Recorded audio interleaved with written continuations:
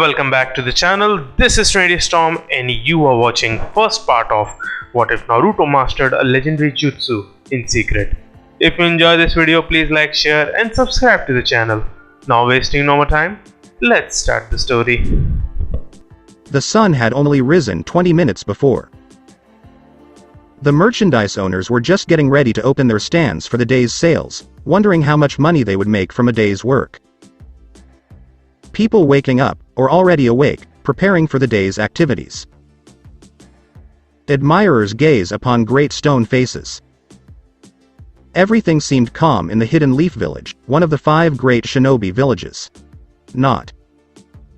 Wild laughter could be heard coming from the direction of the Hokage's tower, where Naruto Uzumaki was fleeing a group of chunin with paint on their backs.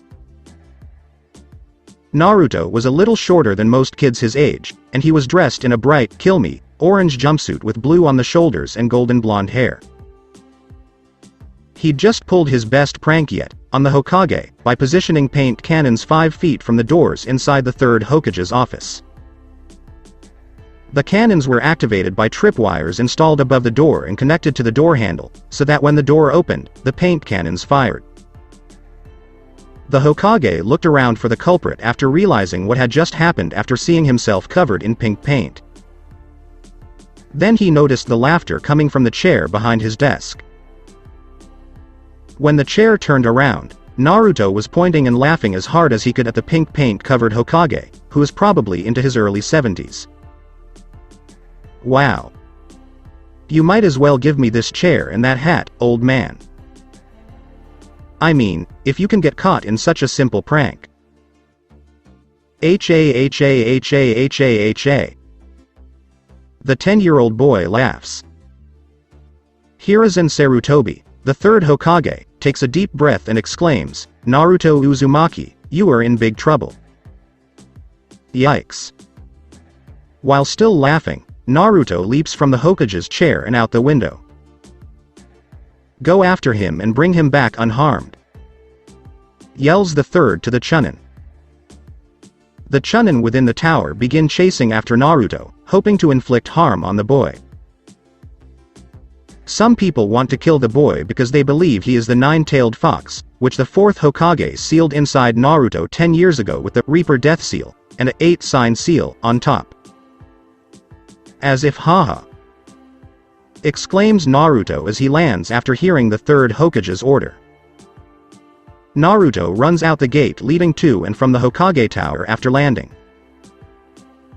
Naruto, knowing he had set up a trap in case this happened, jumped just over the tripwire he had set up, which was connected to even more paint cannons set just beneath the gate's ceiling. The chunin, on the other hand, missed this small detail, and when one of them ran into the tripwire, the paint cannons fired an even mix of pink, yellow, and purple at the chunin's backs. When Naruto looked back after the paint cannons fired, he laughed even harder. Which brings us back to where we started. So Naruto is now fleeing, as he always does after pulling a prank, no matter how minor. He leads the chunin all over the village, and one by one, the chunin abandon the pursuit. "I'm sorry, but I don't have time for this. I've got more important things to do than chase a damn demon around all day." These are just a few of the things said as the chunin surrendered. Meanwhile, Naruto had eventually lost all of the chunin who had been following him. The only problem was that Naruto had wandered into an area of the village he was unfamiliar with. As storm clouds began to gather during the chase, it had become noon and it was about to begin raining. "Oh man, I need to figure out where I am so I can get some ramen at Ichiraku's, hee. Naruto came across an abandoned property after about 20 minutes. The property had trees on either side of the walkway leading to the house, which appeared to be further back than it was in front. When Naruto saw that it was about to rain, he decided it was best to seek shelter before getting soaked to the bone. So he opened the gate, not noticing the glowing seal once he placed his hand on it.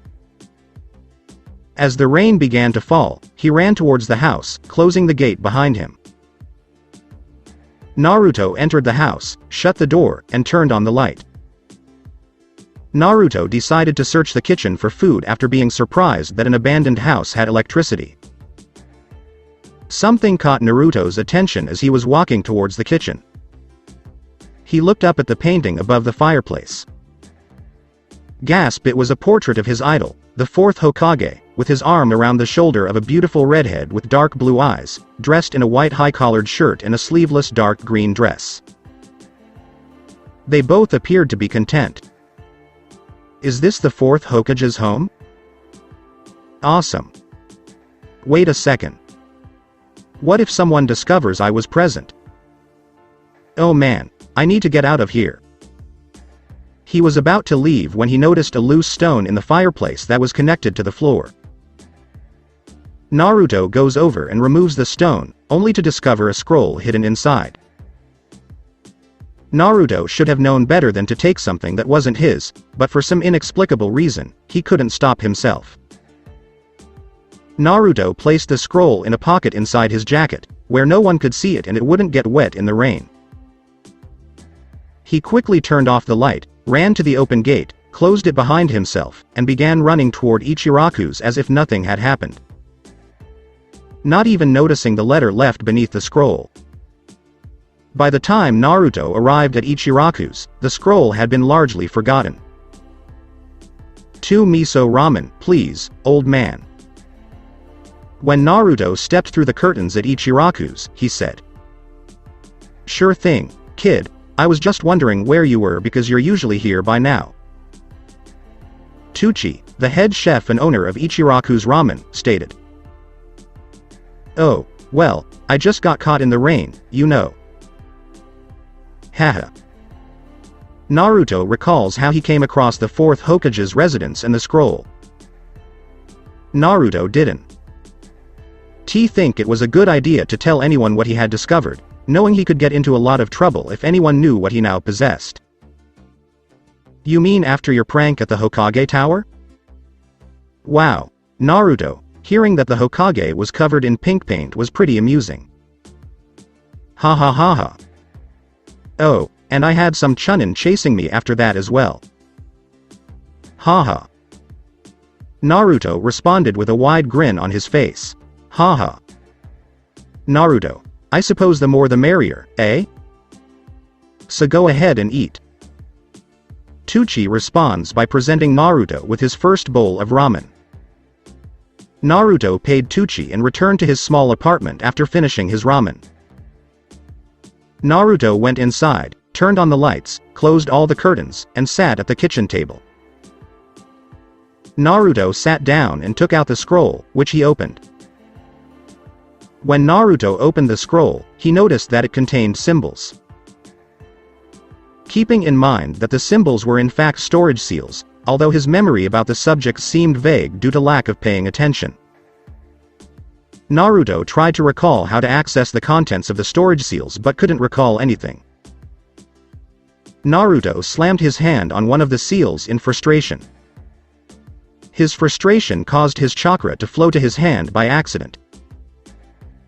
As a result of this, a scroll appeared. Naruto finally realized that he needed chakra to open the seal's contents. Picking up the scroll, which was about the size of a summoning contract scroll, though Naruto didn't know that yet, Naruto opened it and saw an extremely complex jutsu formula, with the words, Flying Raijin Jutsu. At the beginning of the scroll. UUUGGGHH. Why would the fourth Hokage have such a difficult jutsu? I mean, how is anyone supposed to figure out how to use it? Naruto expresses his displeasure with the jutsu's complicity. After about 5 or 10 minutes, Naruto has calmed down enough to consider why his idol has such a complicated jutsu. Maybe he didn't want anyone figuring out how to use his jutsu, or any of his jutsu for that matter. I'll prove to him that I'm going to master this jutsu no matter what, believe it. After 1 year. It's been a year since Naruto discovered his idol's home and jutsu scroll. Within the first month, Naruto realized that he couldn't master the jutsu unless he studied the symbols in the jutsu formula. As a result, he would sneak into the library late at night because the librarian would not let Naruto in because she believed Naruto was the nine-tailed fox inside him rather than its Jinchuriki, vessel, container. So Naruto has been sneaking into the library at night to figure out the Flying Raijin Jutsu. So now, in the middle of the night, Naruto is sitting at his kitchen table, staring at the jutsu. It appears that this jutsu allows me to teleport anywhere I want as long as I have the appropriate seal. Awesome. Naruto decides to put the jutsu to the test, so he takes his kunai and carves the jutsu seal on his floor about 5 feet from his front door. He returns to the kitchen and makes the necessary hand signs for the jutsu. Flying Raijin Jutsu. Naruto exclaims quietly, so as not to wake his neighbors in the apartment complex, as he performs the hand signs.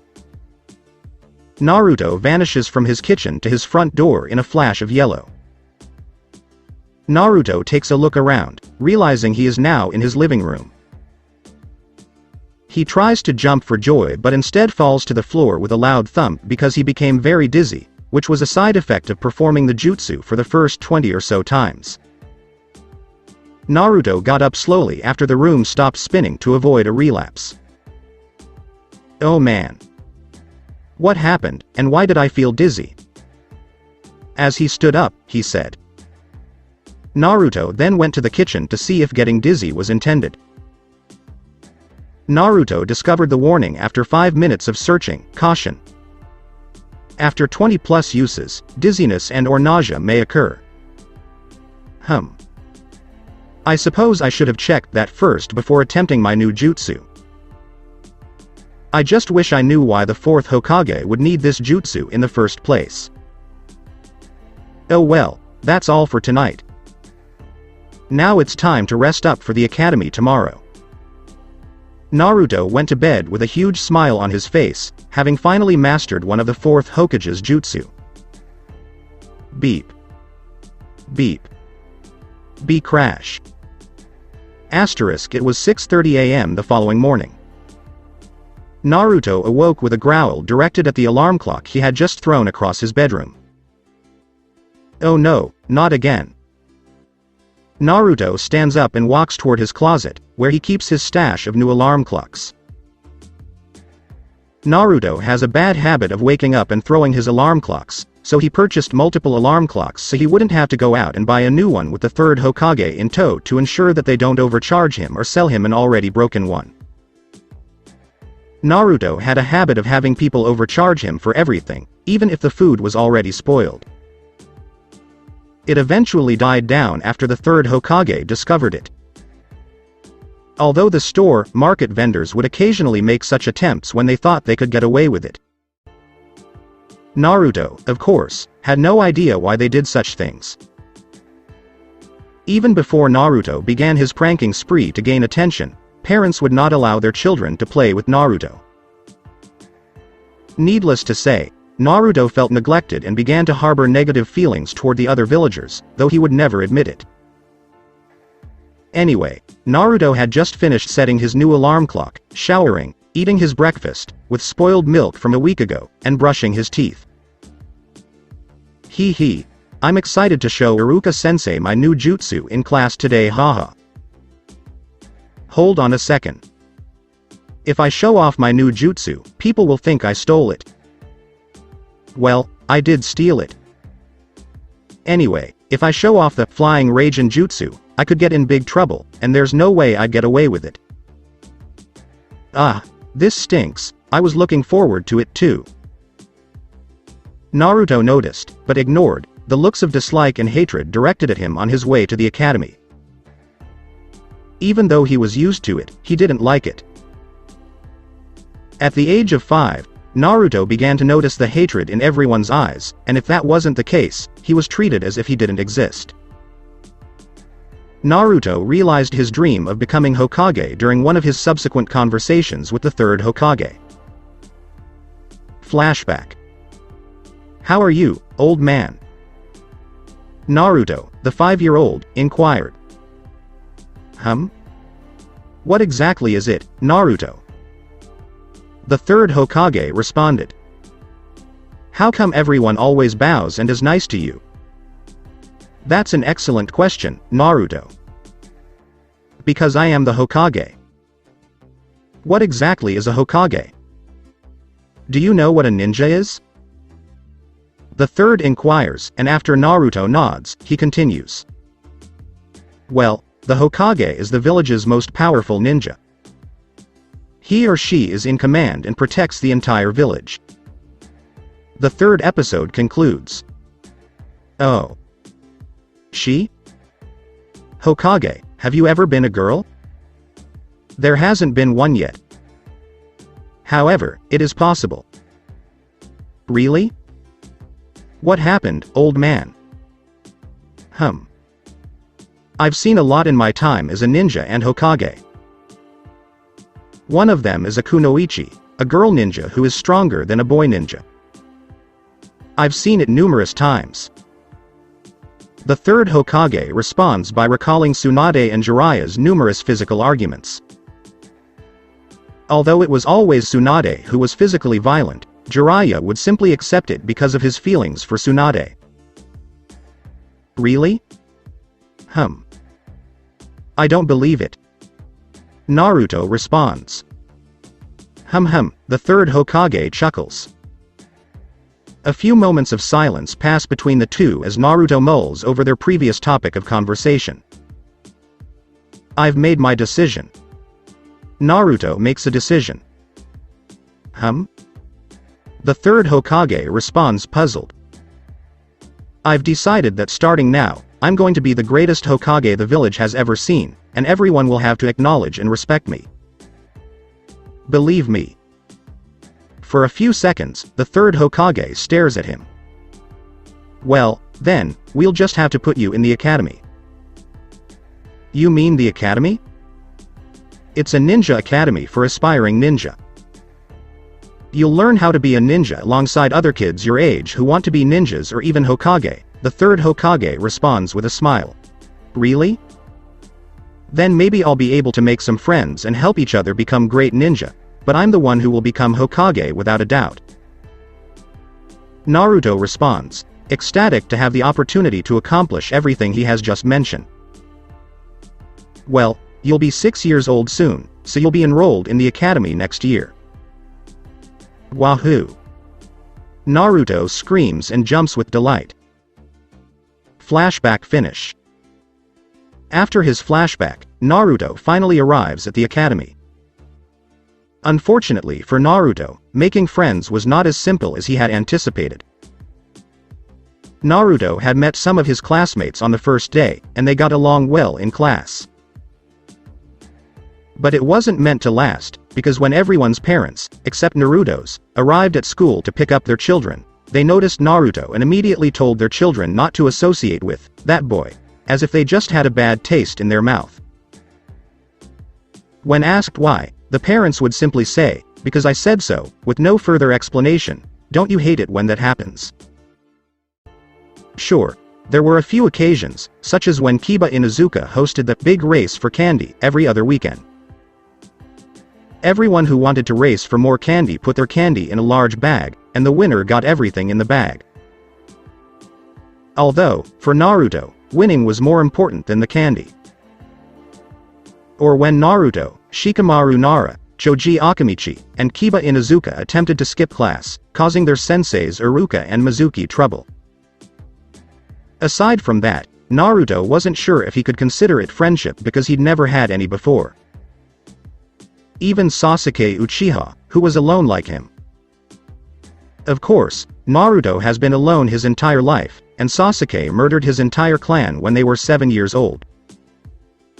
Naruto wanted to approach him but couldn't for some inexplicable reason. And, with Sasuke consistently having the highest grades in class and Naruto consistently having the lowest, Naruto decided to designate him as his rival in order to push himself to become the best. Unfortunately, no matter how hard Naruto tried, he just couldn't keep up in anything. Naruto enters the classroom and does his usual thing. He searches for Sakura Haruno, his crush. A girl a few inches taller than him, with long pink hair that fell a few inches above her waist. She was dressed in a red battle dress with slits from her knees to her waist, skin-tight black shorts, and blue ninja sandals. Naruto would come in every day, find her, approach her, and ask her out. And each time, I get the same response. No, no, no. No, you idiot, leave me alone.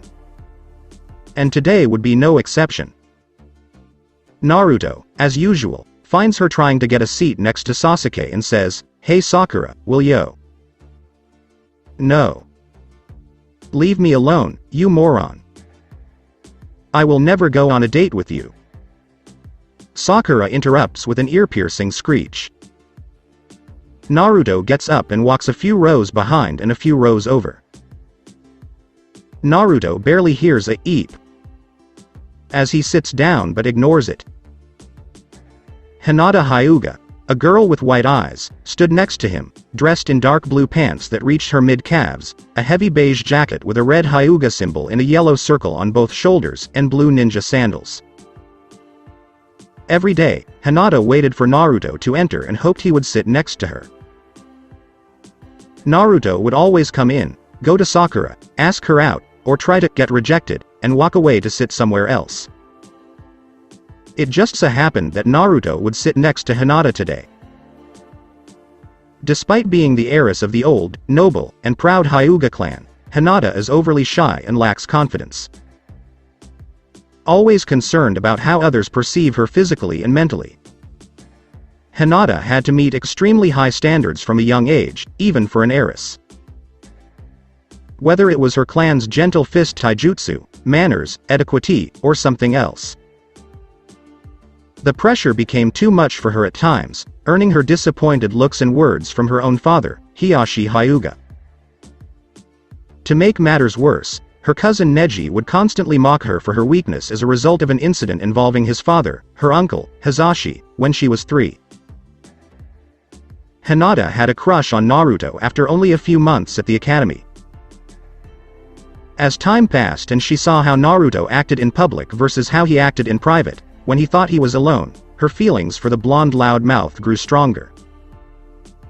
Naruto acted the way he did because he was lonely and no one paid attention to him, she realized.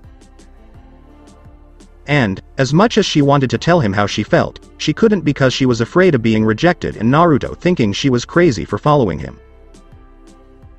Hinata sensed Naruto's disappointment at being rejected by Sakura yet again, even if he didn't show it. But she really wanted to cheer him up a little. Naruto? Hinata says with a slight stutter, pleased that she made an attempt. Hello, Hinata, how are you? Naruto responds, not realizing he was sitting next to Hinata. You. Are you okay? I mean, how's Sakura? Why? Yelled at why? Do you like that? Huh? Oh, I'm fine. Why do you inquire? Oh, no reason at all. I'm sorry for bothering you. Hinata responds, surprised that Naruto has asked her a question. It's okay. Naruto says with a genuine smile on his face, pleased that someone appears to care. None of his classmates bothered to ask if he was okay. He asks Hinata a question because he is curious about something. Hello, Hinata, huh? Hinata is taken aback that Naruto is speaking to her. I was thinking. Hinata begins to flush slightly at this point. Why don't you try and sit next to Sasuke? I mean, everyone else seems to like him. Hinata, a little disappointed that Naruto would ask that instead of asking her out, but she didn't blame him, replied.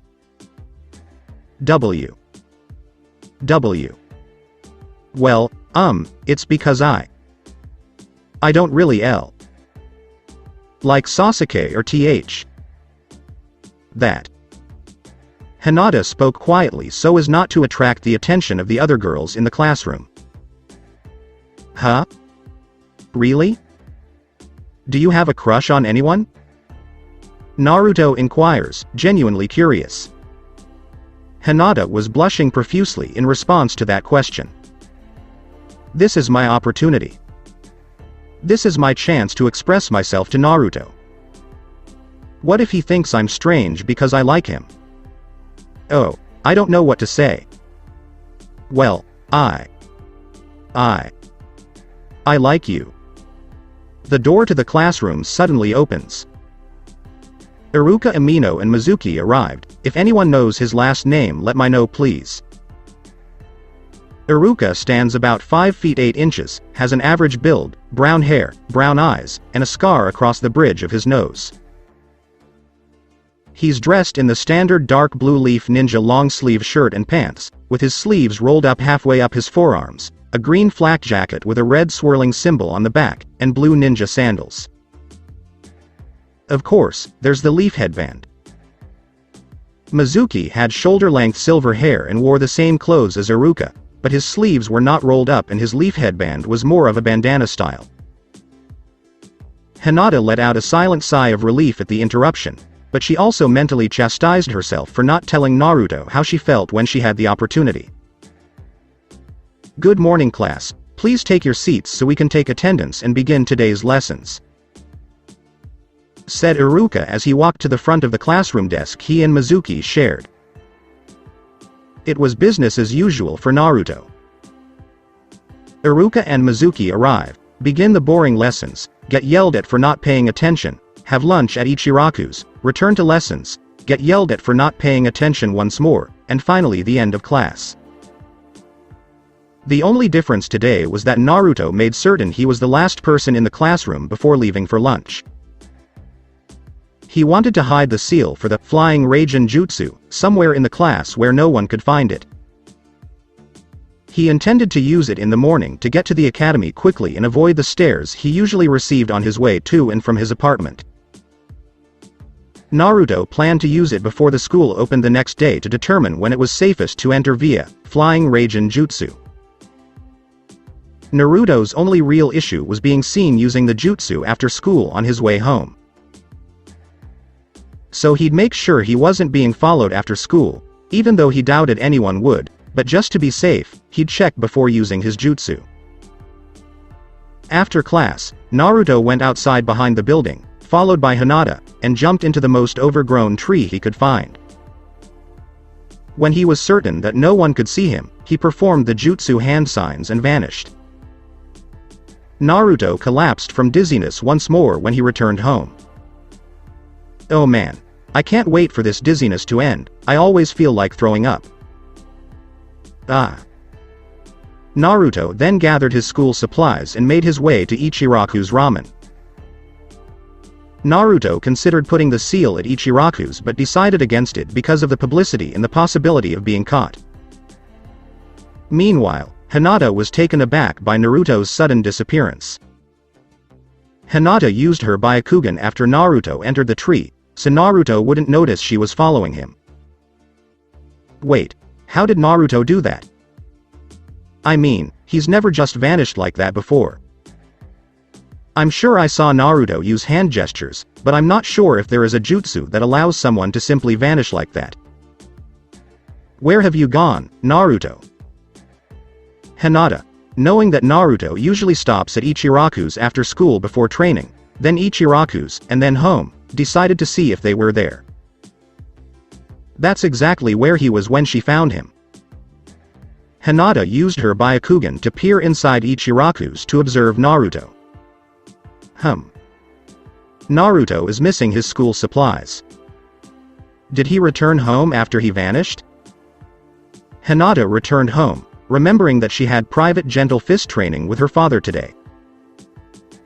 Over the next few weeks, Naruto was the first one in the classroom, which confused his classmates at first, but they quickly forgot about him and resumed ignoring him. Hinata was the only one who didn't. She was becoming increasingly intrigued by Naruto's disappearance. She noticed that whenever he finished training, he would walk to Ichiraku's and then leave for home. She assumed he had his reasons, but she couldn't figure out why or how he did it. But she was dead set on finding out. Naruto began to question how the jutsu was supposed to be used. He didn't pay attention to today's lesson, despite the fact that one of the topics was about the fourth Hokage and how he was sometimes referred to as the Yellow Flash. Naruto noticed that the classroom was empty except for him and Iruka after Mizuki had to leave early today for a checkup at the doctor, so Naruto went up to Iruka. "Iruka-sensei?" A nervous Naruto inquired. What exactly is it, Naruto?" Naruto, concerned about his secret being discovered, inquired, "Why was the fourth Hokage called the Yellow Flash?" "Honestly, haven't you been paying attention?" Sai the fourth Hokage was so named because he could teleport from one location to another using a jutsu. When he used the jutsu, he would vanish and reappear in a flash of yellow, earning him the moniker, the Yellow Flash. Iruka responded. Hinata exclaimed from behind the closed classroom door. Hinata noticed Naruto wasn't the first one out of the classroom like he usually is, so she decided to listen in from the other side of the door after she closed it when she was the last one to leave, aside from Naruto and Iruka. When Iruka mentioned a flash of yellow, she remembered Naruto disappearing in the same manner. So Naruto did it that way? He somehow managed to learn and master the fourth Hokage's Flying Raijin Jutsu. What was the name of the jutsu he used, and how did he use it on missions? Naruto inquired. It was called the Flying Raijin Jutsu, and he had to use a complicated sealing jutsu. Naruto managed to hold back any reaction he could have had when he heard that. He could use it in battle by throwing multiple tri-pronged kunai with the seal etched on the side at his enemies or in the vicinity, if the battle was in the forest or something, but he would then appear near one of those tri-kunai and take down his enemy. With this jutsu, he could easily defeat multiple high-level opponents at once. In any taijutsu confrontation, he could also directly place the seal on his opponent. Because of this jutsu, he was assigned a "flee on sight" order in the bingo book. Naruto couldn't believe it. He had no idea he could seal something or someone, or that the jutsu was so powerful that he could easily defeat anyone. This means that until people recognize me, I'll only be able to use the Flying Raijin Jutsu in an emergency during missions. Oh, sensei, that has to be the most incredible jutsu ever. Ha ha. Ha ha. Yes, I suppose it would. Iruka responded completely unconcerned about what Naruto was thinking. In any case, how about we go to Ichiraku's? It's my pleasure. Oh, awesome. Ha ha. Naruto is overjoyed because he will get free ramen from his favorite ramen stand today. Hinata rushes away from the door, shocked to discover Naruto's secret jutsu, and heads home. Hinata had discovered Naruto's knowledge of the Flying Raijin Jutsu a few months before. She didn't know what to do at first because Naruto was never quiet about anything, especially if he knew it would make him a better shinobi. But she reasoned that Naruto had his reasons, so she kept the knowledge of Naruto's jutsu to herself, just as Naruto did. Hinata was still perplexed as to how Naruto obtained the Flying Raijin Jutsu, which, according to Iruka, was never discovered after the death of the fourth Hokage. People initially thought it was hidden within his home, but despite being searched from head to toe, yeah right lol, it was never found. Because it was never discovered, the third Hokage assumed that the fourth knew where it was hidden and believed it was safe from falling into the hands of the wrong people. In any case, Hinata resolves to speak with Naruto and learn how he discovered the jutsu and why he is keeping it so secret. Her curiosity wouldn't let up until she found out why Naruto was keeping such a secret. One of the Hyuga clan's branch house members woke Hinata up the next morning. The Hyuga clan was split in two. The branch house was responsible for serving and protecting the main house, and the main house, which ultimately controlled the branch. Of course, the clan's leader, Hinata's father Hiashi, ruled over everyone and had the final say. Hinata, on the other hand, despised having a divided family because she saw it as causing strife between the two houses. Her gentle nature caused her father to regard her as weak. After dressing for the day's events, which included training with her father and studying her clan's laws, Hinata would then have the rest of the day to herself because it was now Saturday. Hinata reasoned that today was as good a day as any to track down Naruto and inform him of his secret jutsu. Hinata walked down the stairs towards the clan's dojo after dressing in dark brown pants and a shirt of the same color with a mesh shirt underneath. She passed her sister Hanabi on her way. Hanabi was dressed in the same outfit as Hinata is now.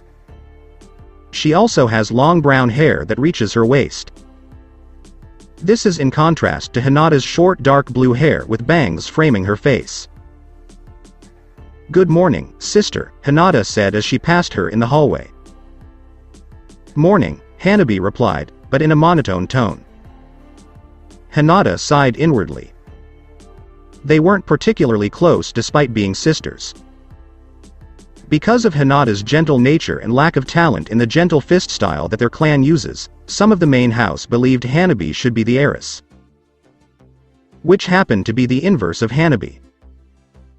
Hanabi was more like their father, cold at times and skilled in the gentle fist, far more skilled than Hinata in their opinion.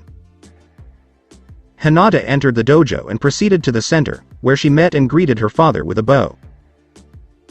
"Good morning, father, I'm ready for today's training," Hinata said, stuttering slightly.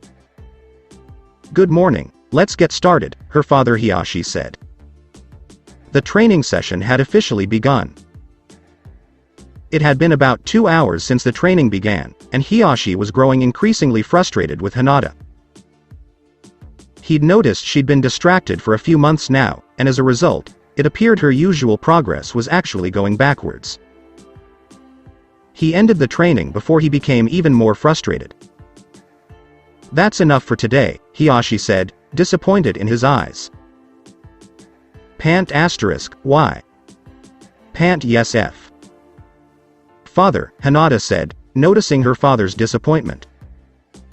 She bowed and started to leave the dojo, but she was stopped by her father's unexpected question. "Hinata, I've noticed that you've been distracted in recent months, which has slowed your progress. Why is that?" Hiyashi inquired. Hinata was taken aback. She also noticed that she had been distracted in recent months, but that her progress had not slowed. She was preoccupied with Naruto and his hidden jutsu, but she promised herself she wouldn't tell anyone until she discovered why it was hidden. Hinata braced herself, knowing she would be lying to her own father. "It's because I'm not quite used to the changes my body is going through right now," Hinata said quickly, embarrassed about her excuse, and hoped it was good enough to fool her father. I see. Make sure you get used to it so you can return and hopefully outpace your previous progress rate to make up for the previous few months." "Dismissed," Hiyashi replied, not really ever paying attention to her daughter's physical developments due to the whole puberty thing, and not really wanting to talk about such a thing. "Why? Yes F. Father," Hinata replied, relieved and embarrassed that her father had believed her little lie. Hinata began her search for Naruto after bathing and eating, her current determination to find out why Naruto was keeping one of the most powerful jutsu in the world hidden from everyone, making her previous determination seem like a sleeping puppy.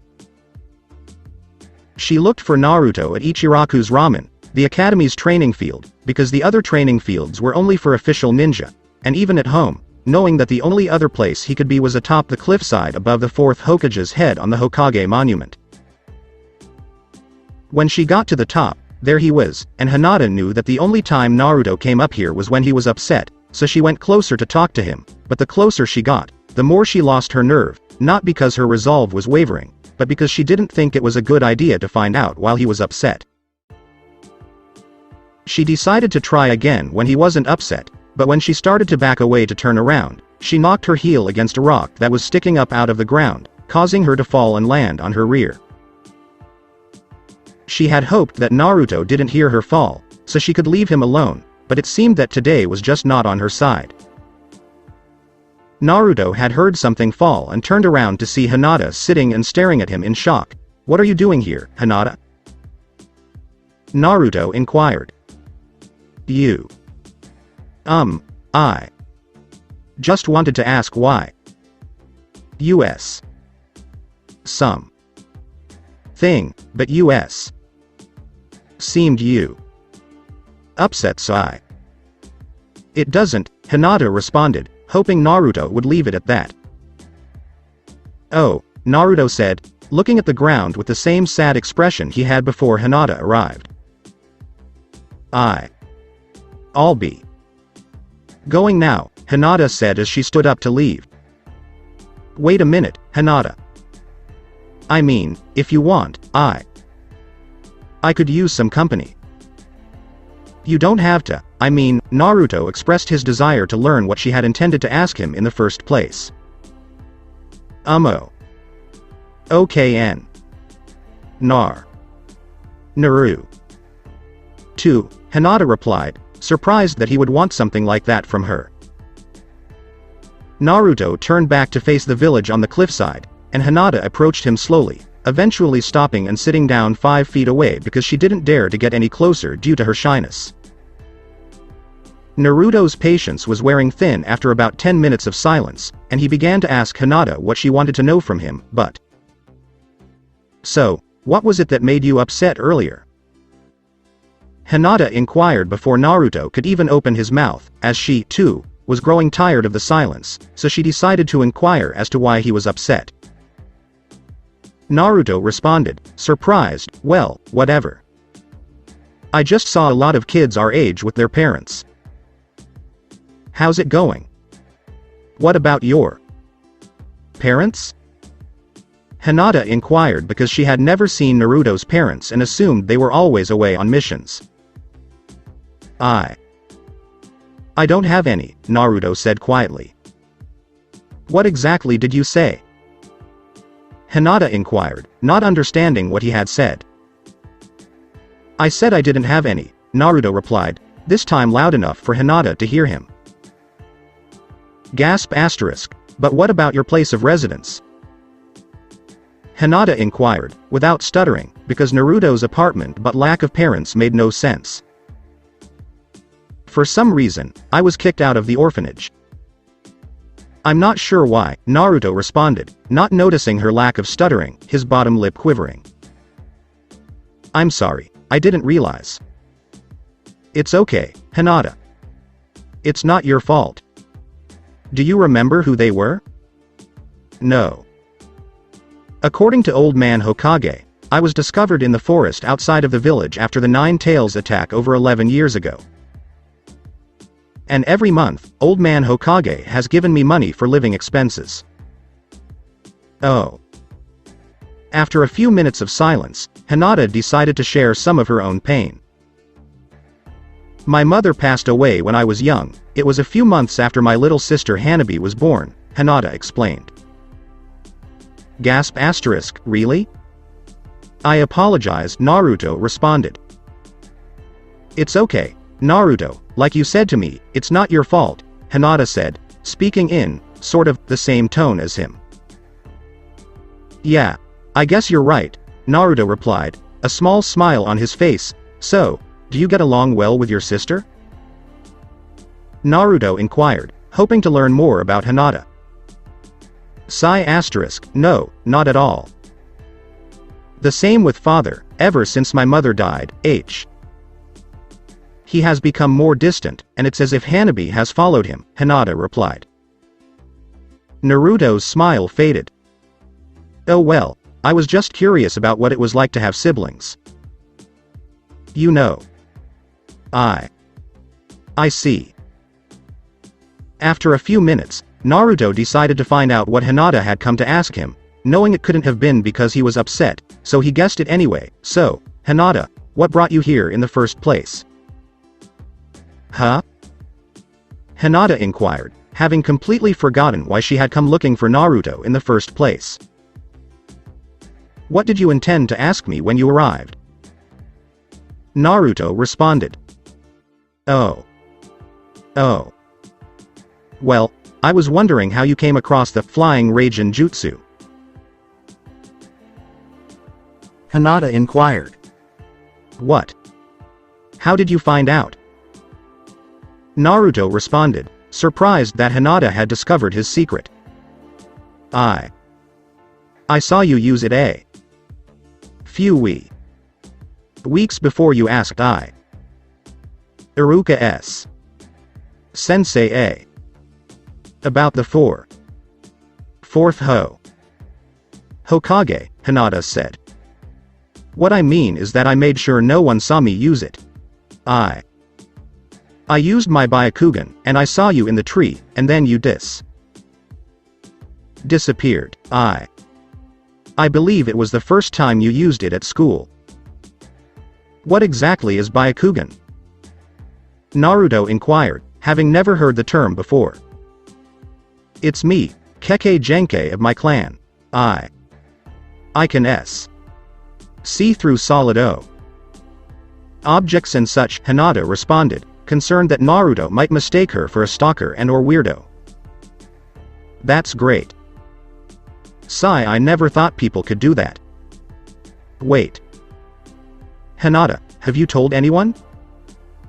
Naruto was nervous now, and he hoped Hinata had kept it to herself, so he grabbed her by the shoulders without realizing it.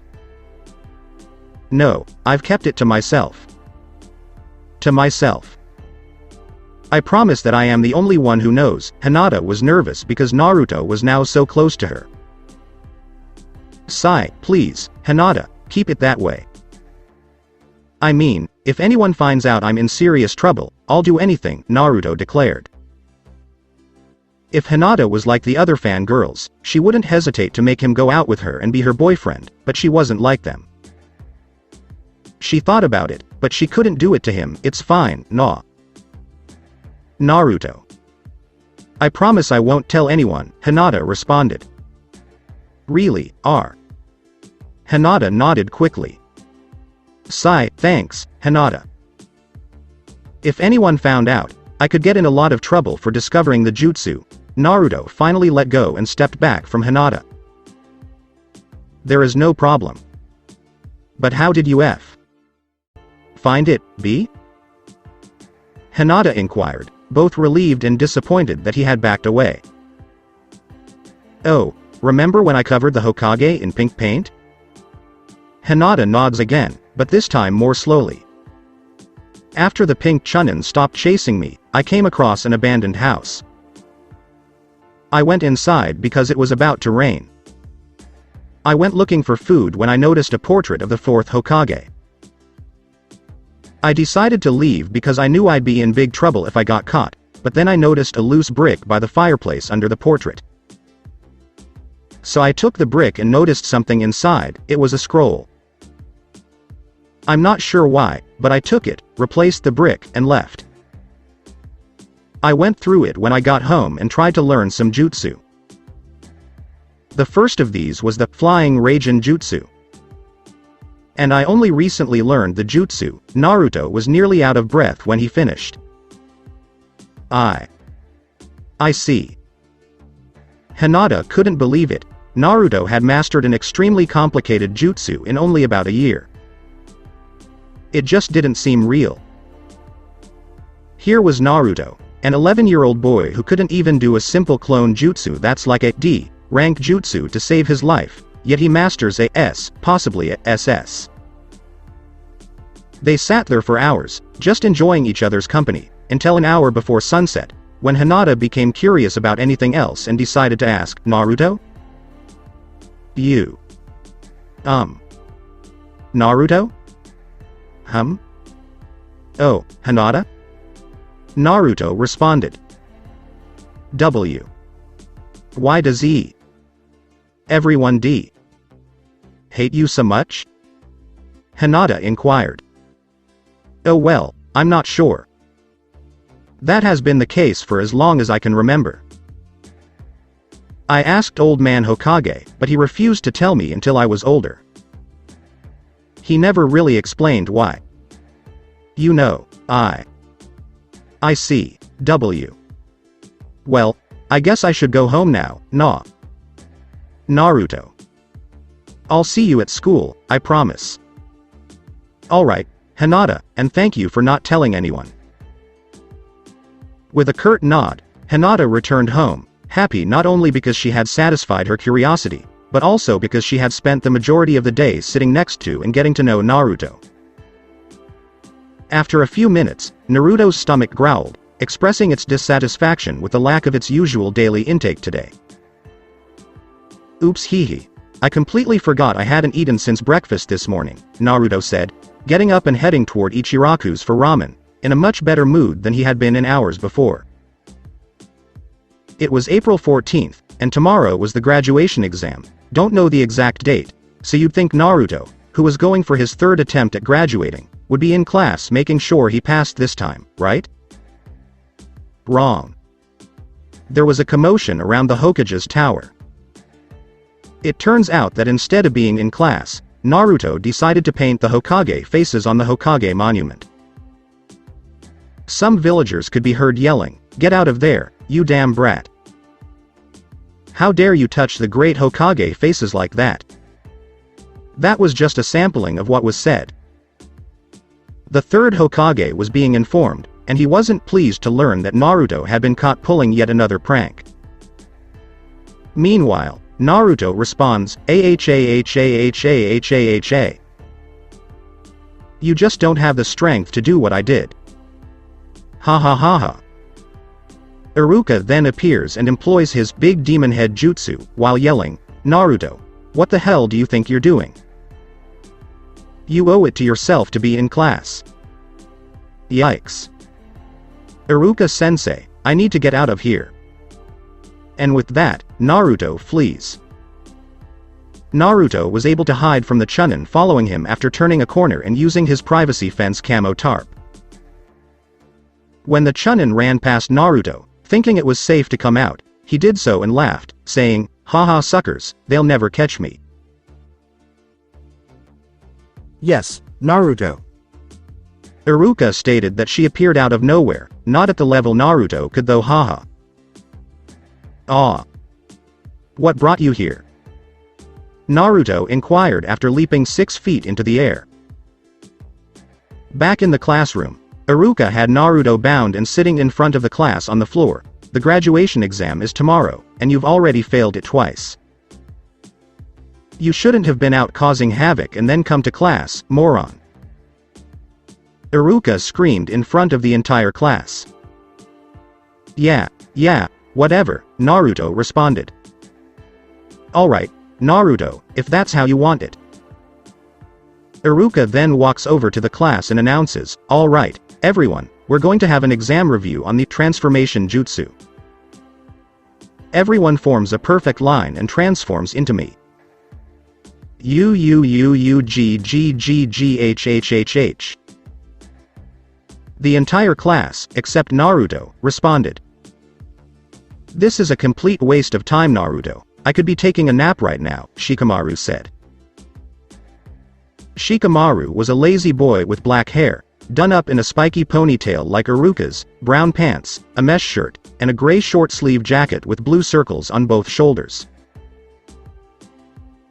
"Yay, we always pay for your screw-ups, you idiot," said Ino, who had platinum blonde hair in a ponytail that went down to a couple inches above her waist and wore a purple midriff tank top that went to just above her belly button and a purple skirt that went to a couple inches above her knees with slits all the way up, as well as white bandages underneath both items to prevent her skin from being seen.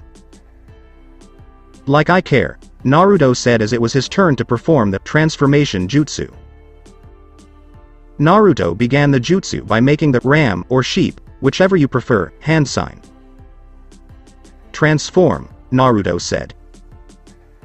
Of course, instead of seeing himself, Iruka saw a beautiful young girl with long blonde pigtails, but what really caught his attention was that she was completely naked, sending Iruka flying backward with a massive nosebleed. Naruto then undid the jutsu and laughed, "Ahahaha. That's what I call my sexy jutsu, how about you?" Naruto continued to laugh. "Cut the nonsense, this is your last warning." Iruka yelled as he stood up, suddenly having tissue up his nostrils to stop the nosebleed. Iruka was now perched atop the Hokage monument, watching Naruto scrubbing the paint off the Hokage faces. "You're not leaving until all the paint is gone," Iruka said. "Like it matters, no one is waiting for me at home, you know," Naruto replied. That remark struck a chord with Iruka, who had experienced growing up without parents. When he was still in the academy, his parents were killed by the Nine-Tail. "Hey, Naruto," Naruto said, a sour expression on his face. "How about after you clean this up, I treat you to some ramen?" Naruto's face instantly brightened. "Are you serious? Talk about intense motivation, hee. Later that night, at Ichiraku's, Iruka would question Naruto about why he painted the Hokage faces. Naruto would then respond by saying that he was going to surpass all of them and become the greatest Hokage of all time, earning everyone's recognition and respect. Naruto was currently in a clearing, undergoing Forbidden Scroll of Sealing training in order to master the Shadow Clone Jutsu, as Mizuki referred to it. Naruto had failed the graduation exam for the third time because it was based on the basic clone jutsu, which happened to be Naruto's weakest jutsu. Mizuki had approached him following the exam and offered him the extra credit exam. He only needed to sneak into the Hokage Tower and steal the scroll he now possessed. He was almost apprehended by the third Hokage, but a quick, sexy jutsu knocked him out of it just long enough for Naruto to flee. Mizuki spread the word that Naruto had taken the Forbidden Scroll of Sealing, and the third Hokage had gathered all available chunin, including Iruka and Mizuki, while Naruto was training. "I want all of you to go find Naruto, do not harm him, and bring him back here." "Dismissed," said the third Hokage. Hours had passed in the clearing. With the scroll tied to his back, Naruto was panting. A shadow appeared above Naruto. "There you are. What the hell were you thinking, Naruto?" yelled Iruka when he found Naruto, noting Naruto's intense training. "Oh, hello, Iruka-sensei," Naruto said, ignoring Iruka's question. "What have you been up to with that scroll out here, Naruto?" Iruka inquired. "Oh, Mizuki-sensei told me about this place, and he said that if I could master one jutsu from this scroll before someone found me, I could become a genin," Naruto replied. Iruka shoved Naruto out of the way of the barrage of kunai that came their way, realizing that Mizuki had duped Naruto and sensing an attack. Iruka had avoided being hit in any vital areas, but he was still severely injured. "Ha ha ha ha, you were quick to react there, eh, Iruka?" Mizuki exclaimed from a branch high up in a tree near the tree line. "Why Mizuki?" Iruka inquired. What's on here? Why did Mizuki-sensei attack us?" Naruto wondered, perplexed. "Naruto, give me the scroll, Iruka only wants it for himself, don't trust him," Mizuki instructed Naruto. "No. Naruto, don't do it, just take the scroll and run to Lord Hokage, and I'll hold off Mizuki," Iruka warned Naruto in order to protect him and the scroll. I'm not sure what to do, who should I trust?" Naruto pondered. Mizuki decided to reveal something to Naruto after realizing that this was not getting him the scroll. "Hehe, Naruto, haven't you ever wondered why the village has always despised you? Why Iruka despises you?" Naruto was stunned. He had always wondered why. As a result, he waited for Mizuki to continue. "No. Mizuki, it's forbidden," Iruka yelled, hoping to silence Mizuki, but her words fell on deaf ears. "Ha ha ha ha, it's because of the nine-tailed fox sealed within you. You are the nine tails who thrashed this village and murdered Iruka's parents."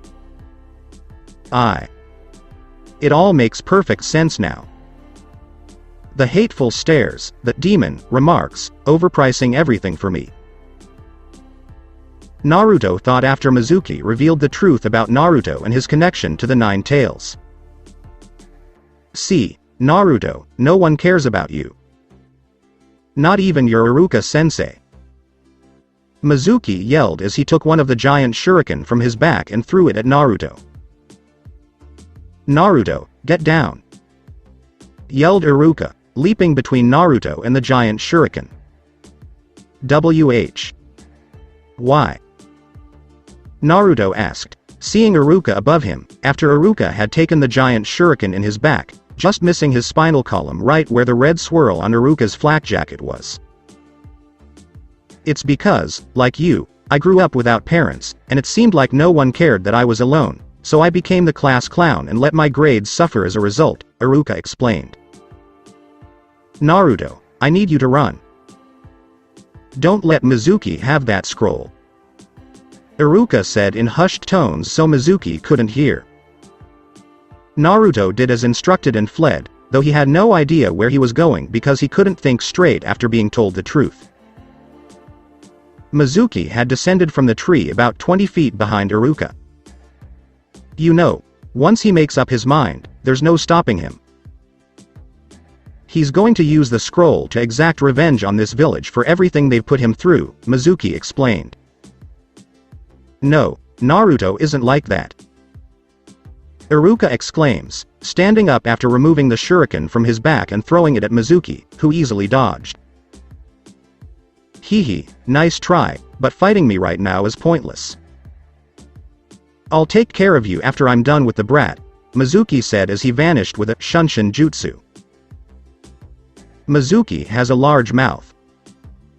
He has made Naruto feel worse than he has ever felt before, and his claim may be true.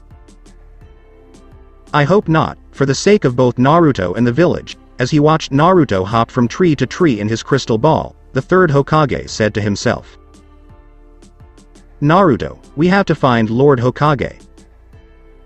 Please give me the scroll, said Iruka as he caught up to Naruto, and the next thing he knew, he was on the ground due to Naruto ramming into him. How did you find out? How did you know I wasn't Iruka, asterisk poof? Asked Mizuki, who had disguised herself as Iruka. Because I'm poof. Iruka said this while disguised as Naruto. Not bad, Iruka. But why are you so adamant about protecting him? He is the demon who murdered your parents. You know he'll use the scroll to exact his vengeance. Mizuki expressed her frustration with Iruka at this point. That's correct, Iruka said. That is correct. Iruka-sensei is unconcerned about me. Nobody does. Before hearing everything Iruka has to say, Naruto reflected. That's something the Nine Tails would do, but it's not something Naruto would do.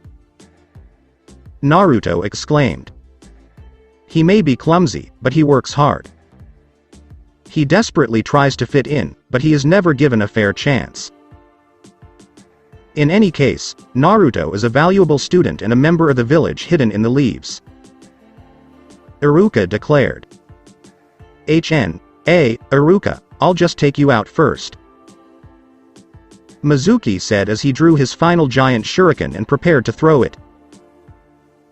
Mizuki happened to blink just before throwing it, so he didn't see any of what happened next, for the next thing he knew was that he took a hit and was sent flying backwards, with his shuriken flying somewhere behind him into the trees.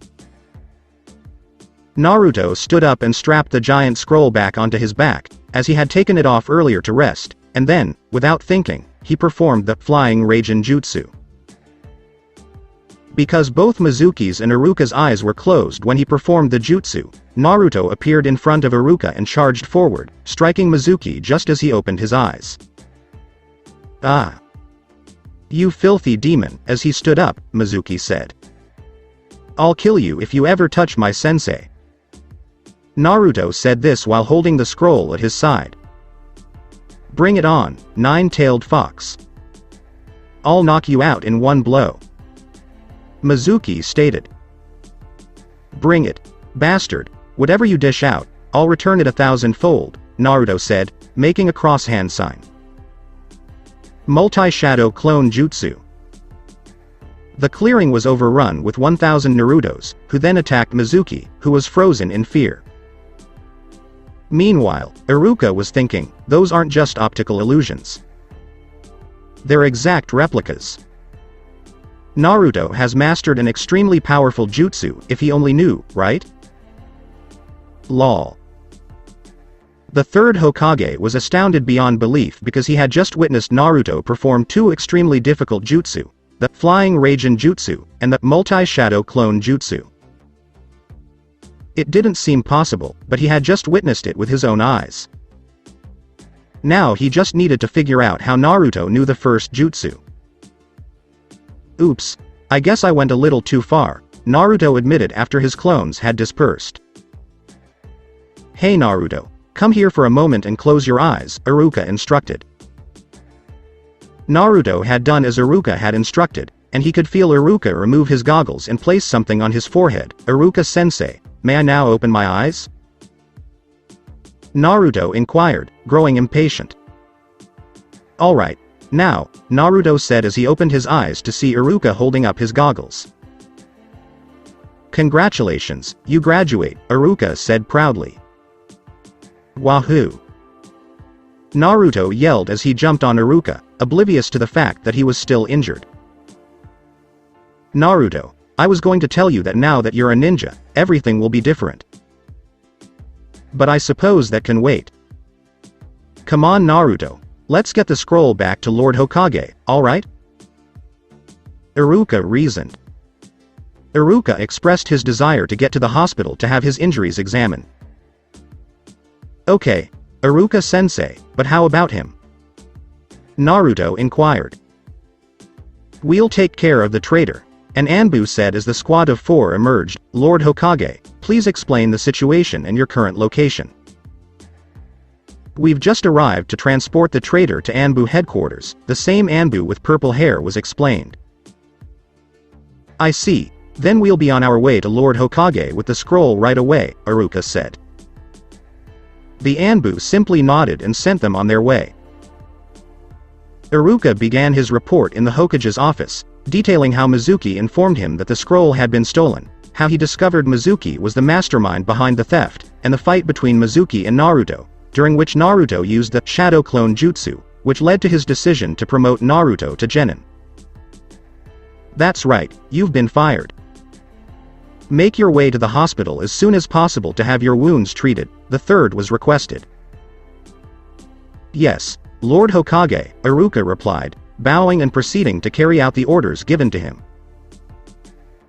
When Iruka left, the third Hokage activated the security seals in the office, allowing his conversation with Naruto to be private.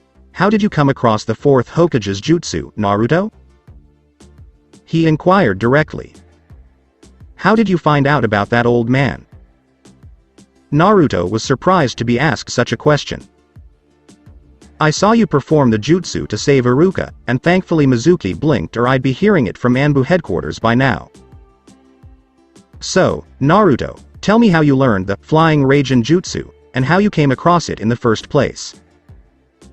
Oh well, I stumbled across the fourth Hokage's house on the day I painted you pink and it was about to rain. I decided to leave when I realized it was his house. But then I noticed a loose brick in the fireplace, and when I moved it, there was a scroll underneath. I'm not sure why, but I took it, and when I saw the jutsu, I was determined to master it. But it took me about a year, Naruto elaborated. The third knew the fourth was a master of seals, as did everyone who searched his home and his enemies, so it stands to reason that the fourth would hide it somewhere a little obvious that wasn't protected by a seal, where no one would expect it. That certainly explains a lot. He was always thought to be a genius. Well, then, why haven't you told anyone? The third inquired, genuinely interested. I figured I'd get in a lot of trouble if anyone found out I was even in his house, so I figured I'd be in even more trouble if I knew one of his jutsu. I mean, I panicked when Hinata told me she knew, because I assumed she would have told me at the very least, Naruto began, but was cut off before he could finish. Wait a minute. How did Hinata know you knew this jutsu? And how long has she been aware? He inquired. Well, Hinata said it was because of her Byakugan or something, Naruto replied. When did she learn? Approximately 8 months ago. I mastered it the next day. I still can't believe it. In discovering such a Naruto secret, a 12-year-old, 11-year-old at the time, girl beat him. I guess I shouldn't be surprised, given that she follows him almost every day. Tell me, Naruto, do you intend to tell anyone? Huh? Why would I tell anyone if you're insane, old man?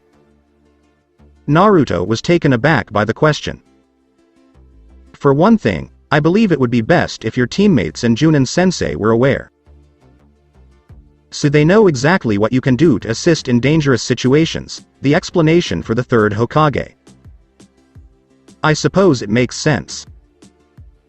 But I don't want to tell anyone I don't trust yet, which is why I haven't told anyone yet, Naruto stated. So you believe Hinata? Hiruzen retorted. Well, she knew for months before she asked me the same question you did, old man, Naruto replied. That's right, you've been fired.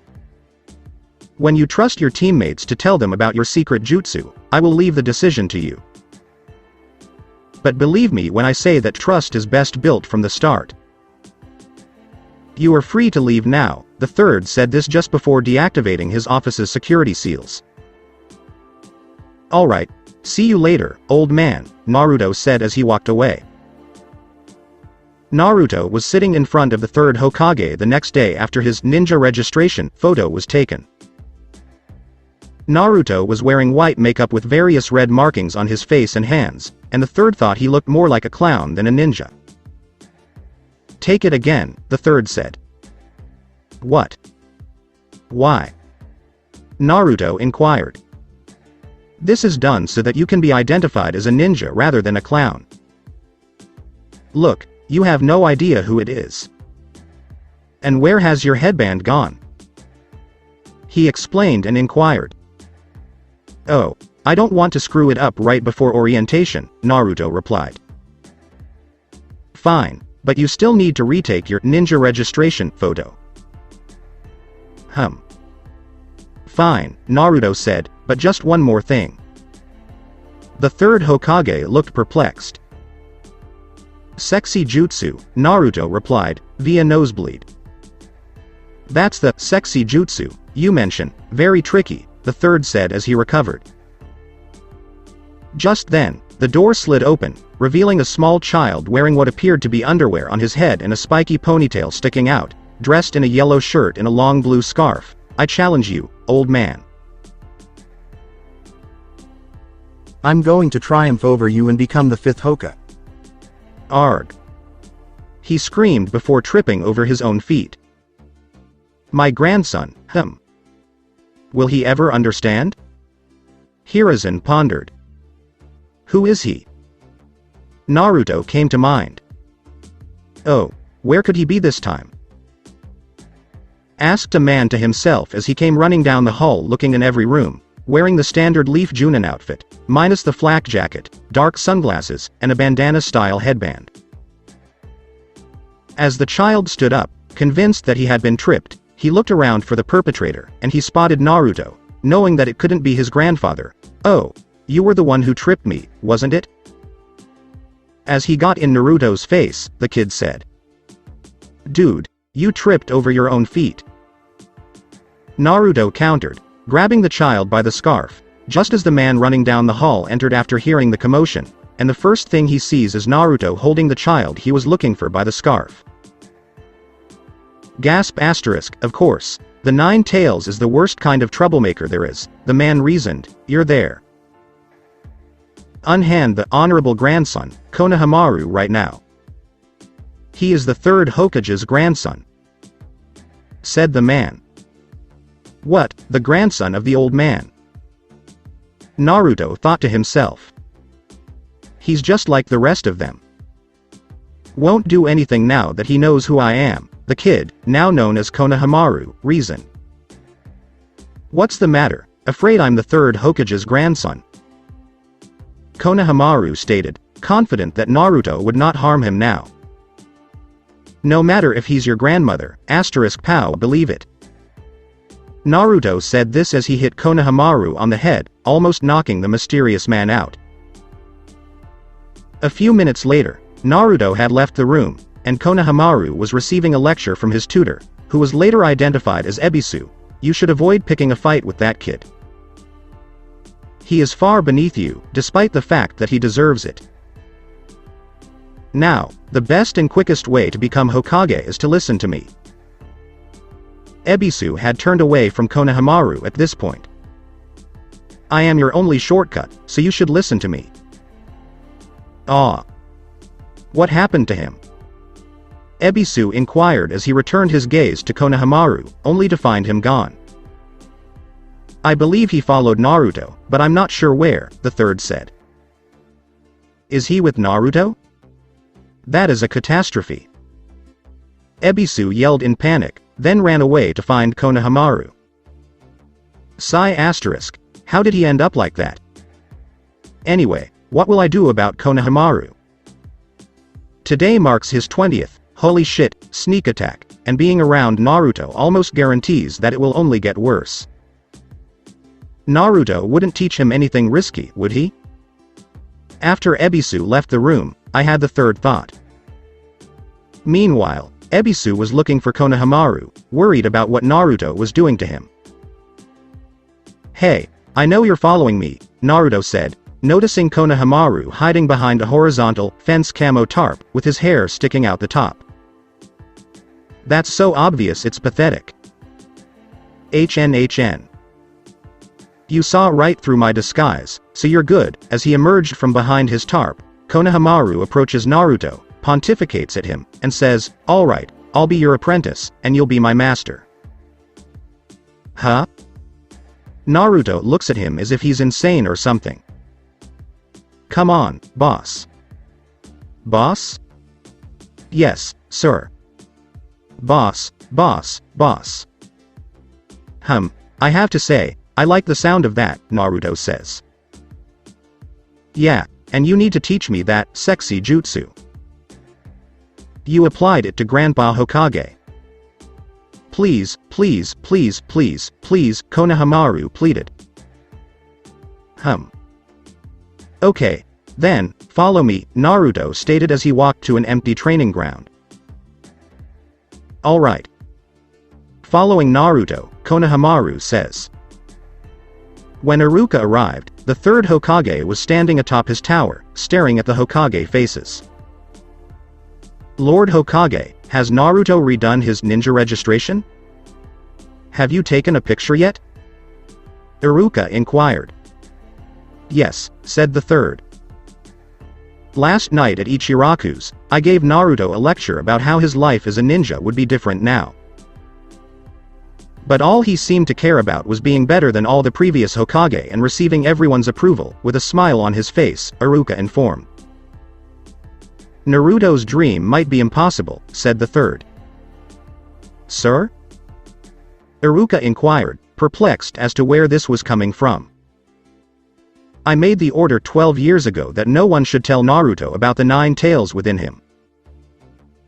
The majority of those who fought the beast are aware of the truth, and many have been severely punished. I made it so that the children Naruto's age are unaware of Naruto and the 9 tails, so Naruto has a fighting chance of coming true. The older generation, on the other hand, despises and fears Naruto with the 9 tails, with some even believing he is the 9 tails and has taken over Naruto's body. The fourth represented Naruto's recognition as a hero, the third as explained." "A hero?" Iruka inquired. "Yes, it was the fourth Hokage's dying wish, made just before he died, sealing the beast. However, because of the older generation's hatred and fear of Naruto, that hatred and fear has rubbed off on their children." "Iruka, do you know what the ancients said a long time ago? It is said that when someone's very existence is despised, The despised person can see it in their eyes. I finished the third explanation. My grandfather named me Konohamaru, after the village's ancient name. As a result, it should be simple to remember. People don't see Konohamaru when they see me. All that is visible is the third Hokage's honorable grandson. Nobody has any idea who I am. That's why I need to become Hokage so that people don't continue to refer to me as such, Konohamaru explained. Who will accept you as Hokage if you're a squirt? You have no chance if, Naruto was about to say something when he was interrupted. There you are, Konohamaru, Ebisu said, appearing on a tree branch in front of Naruto and Konohamaru. Ah. Sensei Ebisu, Konohamaru expressed surprise at seeing his tutor so soon. Now Konohamaru, come with me now, we must continue your training, Ebisu said as he jumped down. No. I'm going to be Hokage someday, and I'm not going to need you. Konohamaru yelled. Ebisu paused. Being Hokage, Konohamaru, means being number one. And you'll never be that if you keep hanging out with scum like that, as he hatefully stares at Naruto, Ebisu says. Ah. Those pupils. It really irritates me when people stare at me like that with those eyes. Naruto reflected back at Ebisu. To be Hokage, one must be familiar with over 1,000 jutsu. You don't even know one jutsu, so come with me and let me be your one-way ticket to becoming Hokage, Ebisu had finished. That irritated Naruto because he didn't believe in shortcuts to becoming Hokage. I, too, know jutsu. Proclaimed Konohamaru, who surprised Ebisu with his remark. Take this. Sexy jutsu. Poof, hello, do you like my jutsu? While transformed into a naked young attractive woman, Konohamaru inquired. Poof asterisk, what's up with him not moving? When Konohamaru noticed that the jutsu had no effect on Ebisu, he inquired. What sort of heinous jutsu was that? Such jutsu will never work on me because I am a gentleman. I'm way above it. Ebisu exclaimed loudly. As Ebisu began to push Konohamaru away by grabbing his scarf, Naruto was irritated that his own creation was being insulted in this way, so he did what anyone would do. He exacted revenge. Shadow Clone Jutsu. Yelled Naruto as he created 20 shadow clones. Whoa. Konohamaru exclaimed, having never seen so many clones at once. Ebisu came to a halt when he heard the jutsu being called out, HMPH. Yes, you can use the Shadow Clone Jutsu. But I'm not a wimp like Mizuki, Ebisu said as he walked into the midst of the shadow clones, ready to fight Naruto. Transform. Naruto screamed. Once all of the poof *s of smoke had dissipated, 21 transformed naked female Narutos with pigtails appeared and immediately gathered and latched onto Ebisu, causing Ebisu to fly back with a massive nosebleed. Take that, sir. Harem Jutsu. Exclaimed Naruto after receiving his retaliation. Meanwhile, a certain Hokage did the same thing, but recovered quickly. Guess who? As I previously stated, there is no shortcut to becoming Hokage. And, besides, you're going to have to defeat me in battle first, hee hee. Naruto pointed to Konohamaru with a wide smile. Despite believing what Naruto had just said, Konohamaru disliked being lectured, as if I needed someone like you to lecture me. I'm no longer going to be your apprentice. Konohamaru yelled. That's fine with me. I don't have time for you anyway. I'm officially a ninja as of tomorrow. Anyway, I'll see you around, Konohamaru, Naruto responded as he exited the training grounds. Konohamaru, pleased that someone had finally addressed him by name, saluted Naruto, who simply raised his hand in acknowledgement. I just wish he didn't use that harem jutsu, the third Hokage said through his crystal ball, smiling at the image before him. I guessed the third. Naruto was grinning madly the next morning at orientation, his head resting on his crossed arms. What are you doing here, Naruto? This is only for graduates, not dropouts, Shikamaru inquired after noticing Naruto's presence after he failed the graduation exam. Open your eyes, Shikamaru, I'm wearing a regulation headband, Naruto said as he sat up and tapped the headband he got from Iruka. Shikamaru was surprised to see a headband on Naruto's brow. He knew Naruto had failed, but it was too much of a hassle to find out how he got here, so he left it be. Just then, they heard Ino and Sakura burst into the room, arguing about who made it first. Naruto had taken a break from asking Sakura out for a while now. Not that she noticed. But Naruto just didn't feel the same about her anymore after that day he got to know Hinata a bit. As far as he knew, she was a lot nicer than Sakura. He, although still oblivious to her feelings for him, believes he. Sakura had approached Naruto in the midst of his wandering thoughts and, I want to sit next to Sasuke, so move it, idiot. Sakura yelled as she shoved Naruto aside. Naruto simply stood up and moved to a different seat, which no one seemed to notice except Hinata, and Iruka soon entered the classroom and summoned the class's attention. Good morning, class. You're all officially ninjas today. You will now be divided into 3-man squads led by your assigned Junin sensei. Let's get started. Iruka began listing squad numbers and the genin assigned to those squads, with no one paying attention until their name was called, until Iruka arrived at squad 7. Naruto Uzumaki, Sakura Haruno. Sakura moaned. As well as Sasuke Uchiha. Kakashi Hatake is in charge, Sakura cheered, and Naruto groaned that he was paired with the class's brooding emo, while Hinata was disappointed that she wasn't on the same team as Naruto. Bet you thought Naruto and Hinata would be on the same team, right? Squad 8. Iruka went on. Hinata Hyuga, Kiba Inuzuka, who now wore a white puppy named Akamaru on his head, and Shino Aburame. Kurenai Yuhi is in charge. Squad 9 is still active. Ino Yamanaka, Shikamaru Nara, and Choji Akamichi make up Squad 10. Asuma Sarutobi is in charge. So that's it. As he finished reading the team assignment list, Iruka declared. There were various complaints floating around the room, the majority of which involved many girls not being on the same team as Sasuke. Why does a great ninja like me have to be on the same team as that boring Sasuke, Iruka-sensei? Naruto inquired. Because Sasuke had the highest scores, we had to pair him with the worst student to form a balanced team. Naruto, you are that student, Iruka elaborated. Just don't get in my way, loser, said Sasuke, a boy with dark blue hair, 2 bangs framing his face and the back looking like a duck's ass, wearing a blue shirt with a white and red fan on the back, tan shorts, and sleeves with blue hems covering his forearms.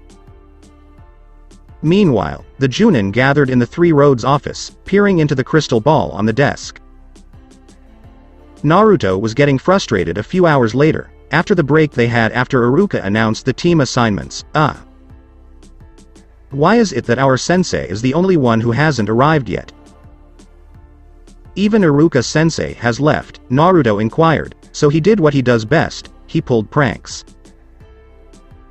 Naruto takes a chalkboard eraser and inserts it between the doorframe and the door. What are you doing, Naruto? Sakura inquires. He gets what he deserves for being late, huh? Naruto responds. Well, if he asks, I had nothing to do with it. I adore stuff like this. Sakura's inner Sakura screams.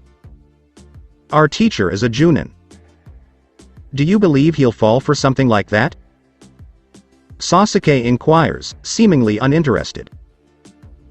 The door suddenly opens, and the eraser falls on the Junin's head, who was dressed in the standard leaf uniform, with his headband covering his left eye, metal-plated gloves, and gravity-defying silver hair. AHA. I've got you covered, ahahahaha. Naruto said this while laughing. I'm sorry, sensei. I warned him not to. I would never do something like that. Said, thought Sakura, inner Sakura, respectively. Is this really a Junin? He seems extremely untrustworthy, Sasuke wondered. The Junin picked up the eraser and said, at first glance, how do I say this? You're a bunch of idiots. This elicited an evil glare from all three. Please meet me on the roof. The Junin convened the first team meeting once everyone was on the academy's roof. I'd like everyone to introduce themselves. How about we introduce ourselves? Sakura inquired. How are we supposed to go about doing that? Well, say your name, what you like, what you dislike, your hobbies, and your future dreams, said the Junin. How about you show us how it's done? Naruto suggested. Me, well, my name is Kakashi Hatake. Things I like and dislike, I don't feel like telling you those. As for hobbies, I have a lot of hobbies. Dreams for the future, I never really thought about it, explained the Junin, now known to the Genin as Kakashi. So all we really got was his name? How lame, Sakura said, looking at Naruto and Sasuke. Your turn, Kakashi pointed out to Naruto. My name is Naruto Uzumaki, and I like instant ramen and ramen from Ichiraku's Ramen. I hate the 3-minute wait after you pour the water into the instant ramen. My hobbies are training, and my dream is to become the greatest Hokage. That way, everyone will have to start respecting me and treating me like I'm somebody, Naruto said as he introduced himself. He's grown in an interesting way, Kakashi observed. Alright, you next, he said, motioning to Sakura. Oh, I'm Sakura Haruno. I mean the person I like is, glances at Sasuke again. My hobbies are, glances at Sasuke again. My future dream is squealed Sakura after another glance at Sasuke. Oh boy, girls her age are more interested in boys than in ninja training, Kakashi reflected. Alright, your turn now, he said, motioning to Sasuke. My name is Sasuke Uchiha. I despise many things, but I don't see how that matters because there is almost nothing I like. I don't have a dream, because I'm going to make it a reality. I'm going to restore my clan, and destroy a certain someone, Sasuke declared. As I suspected, Kakashi reasoned. Alright, tomorrow we'll start our first team exercise on Training Ground 7, he said. Hey, what kind of exercise, sensei? Naruto inquired. Kakashi chuckled. What's so funny about that? That was a normal question, Sakura replied. It's funny because I told you you wouldn't like it, Kakashi explained. Huh? Both Naruto and Sakura inquired. It's essentially a survival exercise. But, sensei, we had already completed survival training at the academy. Sakura informed everyone. Yes, but not like the ones you did in the academy. The reason you took the graduation exam was to weed out those who had no chance of becoming a ninja.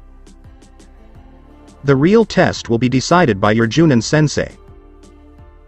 In other words, this is a make it or break it exam to determine whether you deserve to be a genin. That means that only 1/3 of the 27 students who graduated will be officially designated as ninjas. As a result, this exam has a failure rate of 66.6%. Kakashi elaborated. His students are looking at him with surprise. See, I told you you weren't going to like it. HN. I'll see you at 7 a.m. tomorrow. Oh, and skip breakfast. You might pass out," Kakashi said as he walked away from the Shunshin. Squad 7 arrived 10 minutes before 7 a.m. the next morning. Kakashi, on the other hand, didn't arrive until 11:15. "Good day, everyone." Kakashi smiled. "You've late," Naruto and Sakura yelled. "Well, as you can see, a black cat crossed my path, so I took the long route around." Kakashi lied. He knew he had a reputation for being late, except in emergencies. Yeah, right," Naruto muttered. Kakashi had just set the alarm clock he had brought to sound at noon. "Alright, now I'll explain the rules." He displayed 2 bells. "I have 2 bells. Your objective is to take them no matter what. Those who do not receive a bell will be tied to the stump while their teammates eat lunch in front of them. Not only that, but that person will be returned to the academy. If none of you get a bell, you all return to the academy. If you don't come at me with the intent to kill, you'll never get the bells. Even if it means using kunai and shuriken. But, sensei, those are extremely dangerous." Sakura expressed concern that their sensei would be injured. "Ha. This will be easy. You couldn't even avoid that eraser," Naruto said, completely convinced of what he had just said. "Usually, the weakest one barks the loudest and is the first to fall. Just don't be such a jerk when you fail," Kakashi mocked. Naruto became enraged when he heard the word loser, so he pulled out his kunai and attempted to kill his sensei. But Kakashi was behind Naruto before anyone knew what had happened. His right hand is holding the armed right hand, and his left hand is on Naruto's head. "Whoa, so this is a Junin. I didn't even notice him moving," Sasuke pondered. "Wait a minute, I didn't say, start, yet.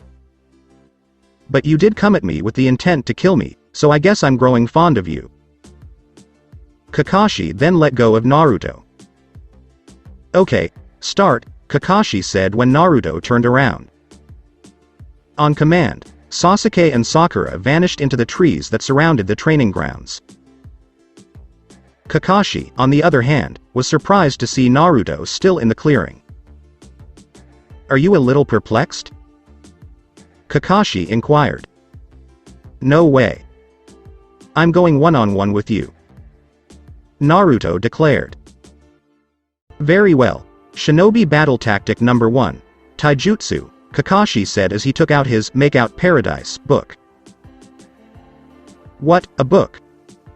Take me seriously in this situation," Naruto screamed. "Go ahead and strike.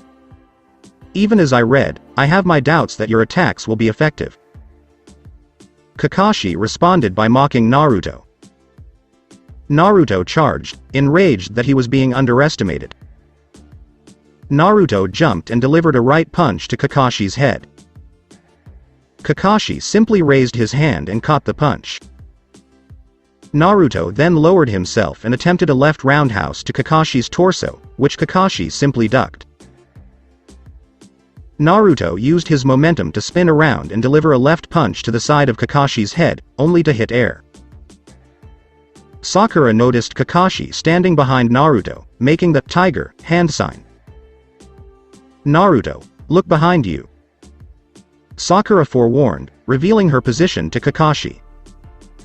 "Leaf-style secret finger jutsu, 1,000 years of death," Kakashi issued a warning. As a result of the finger poke to the ass, Naruto flew into the river that ran through the training grounds. Splash. Kakashi returned to his book. Not even against a fool like Naruto does he let down his guard for a second. Sasuke pondered, waiting for an opportunity to strike. I'm going to get those bells regardless," thought Naruto as he threw 2 shuriken from the water at Kakashi. Kakashi simply grabbed them as if they were toys. Splash. 7 Narutos emerged from the river and began charging Kakashi. 7 Narutos. Wait, those are genuine clones. Sakura reflected, unable to believe what she was witnessing. When did Naruto learn such a high level of skill? Sasuke pondered, wondering where Naruto learned that jutsu. Oh, if only he knew lol. Oh, that's right. You can use the shadow clone jutsu impressively, but I doubt you'll be able to keep it up for long. Kakashi said as he put his book away. And Naruto suddenly latched onto his back. What the heck? Never let your opponent get behind you. Good advice, sensei, you should have heeded it. I sent those clones from the river as a distraction, you see. While I came from behind, it is now time for retaliation. As a shadow clone lunged for a punch, Naruto declared. The punch did connect this time, but not on its intended target. It was actually one of Naruto's other shadow clones. Shortly after being hit, the shadow clone went poof. So Naruto used the jutsu to see if Kakashi had transformed into one of his clones. Naruto was all alone on the training ground with a series of poof *s. Naruto looked around and discovered a bell next to a nearby tree. Oh, I guess he dropped the bell because I surprised him so much. Ha ha. Naruto said as he reached for the bell. He felt his feet slip out from under him as he bent down to grab the bell. Naruto quickly touched the bell, realizing he had fallen into a trap. He left a little surprise before being shot straight up by his foot. If the bait is obvious, don't bite. And think twice before using a jutsu. Otherwise, it will be used against you. As he picked up the bell and attached it to his waist with the other, Kakashi said. I have it. Naruto stated. I'm telling you because you don't understand. You think you understand it, but that is not the same as actually understanding it. Get it? Kakashi inquired. This is the end. As he threw kunai and shuriken at Kakashi, Sasuke reflected. Will you ever learn? Before being interrupted by the multitude of weapons, Kakashi inquired. Sakura exclaimed. Are you crazy, Sasuke? Yelled Naruto. You weren't required to go that far. Damn, he used a substitution jutsu. He made me believe he relaxed his guard, and I fell for it. As he ran for a new location, Sasuke reflected. Oh, where has he gone? What happened to Sasu? Did he notice me? Sakura reflected as she pursued Sasuke. But she came to a halt when she saw Kakashi. Sakura, please. Sakura looked around when she noticed a wall of leaves in front of her. She collapsed to the ground, dizzy. She awoke soon after, wondering what had happened. Sakura. Sakura turned around in delight when she recognized the voice, but was taken aback by what she saw. Sasuke was on his knees, his right arm clinging to a tree. He was covered in kunai wounds. His left arm appeared to be severed, and his right foot appeared to be pointing in the opposite direction that it normally would. Ah! Sakura screamed as she passed out once more. Genjutsu, Shinobi Battle Skill #2 inches, Illusions. Maybe I went too far with that, but whatever. She simply needs to look past those things. As he went to find Sasuke, Kakashi said. HN? Sakura was the name. Genjutsu. Sasuke explained that Sakura could only have screamed because of what she saw in the Genjutsu. It's just mind control. Well, I'm not like the other two. You're not going to get me so easily. Sasuke stated, knowing Kakashi was close behind him. Hup. Okay, I'm finally out of that second trap. After escaping the first trap, Naruto was caught in the second. Now, I should be able to sense everyone within a 10-foot radius of that seal I put on that bell. And he did it. He could tell Kakashi was in the midst of a fight with Sasuke. Sweet. Now I just have to wait until Sensei is finished with Sasuke and go get that bell. Naruto said this as he hid himself in the trees, waiting for his opportunity to strike. Say that when you hear a bell. HN, Sasuke. Kakashi was mocked. Sasuke began by throwing 3 kunai at Kakashi. They were easily avoided by Kakashi. It's pointless to use standard attacks. As Sasuke threw a kunai at a rope, Kakashi reflected. He set off the trap he'd set for this situation. A trap? As he dodged the kunai and shuriken embedding themselves in a tree, Kakashi thought. Sasuke appeared behind Kakashi, performing a reverse roundhouse with his left leg. Kakashi moved his left arm to block the kick, then grabbed Sasuke's leg with his right hand. Sasuke then threw a right punch, but it was blocked by Kakashi's left hand. Sasuke then turned himself around, becoming upside down. With his right leg, Sasuke kicked downward. While still holding on to Sasuke's hand and leg, Kakashi countered by blocking with his left arm. Sasuke then attempted to grab a bell. When Kakashi noticed this, he quickly backed up, but not before Sasuke could touch one. Sasuke then began making hand gestures. Fireball Jutsu. Fire style. What? Genin can't use fire jutsu because it requires too much chakra. As Sasuke fired the jutsu to where Kakashi was standing, Kakashi thought. The only thing left after the fire was a scorched marked pit. What happened to him? Sasuke reflected to himself. Headhunter Jutsu, Earth style. As he drew Sasuke down, Kakashi said. Only Sasuke's head was visible above ground. I'll admit, you stand out from the crowd. But being unique isn't always a good thing. The nail that sticks out gets hammered down, they say. Oh well, have fun digging yourself out.